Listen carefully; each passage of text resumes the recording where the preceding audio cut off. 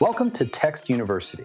In this video, we're diving into chats in the inbox section, the place where you manage all your real-time conversations with customers. So your chats can come from your website widget, the chat page, integrations like Instagram or Telegram, and campaigns or chat transfers between teammates. Let's take a look at the agent side of the chat view. Chats are divided into three main areas. On the left, you'll see all your conversations, neatly organized into categories. All chats shows everything currently open. My chats includes the ones assigned to you. Queued lists, visitors waiting in line. Unassigned are chats that haven't been picked up yet. Supervised are the ones you're overseeing. And Archive stores completed conversations for reference. In the center is your active chat window. At the top, you can transfer the chat, create a ticket, ban a user, or close the chat when it's resolved.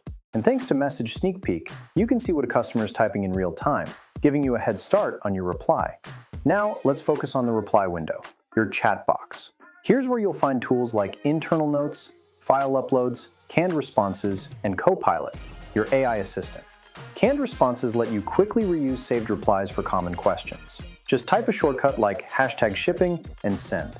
I'll show you how to set up your canned responses in a later tutorial.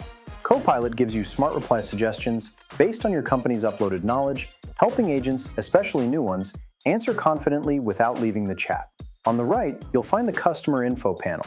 This includes details like their contact info, past chats, and browser type. You can also connect tools like CRMs or even see cart details with our Shopify integration, making follow-ups fast and seamless. We also have tags that help you categorize chats with labels like bug or billing.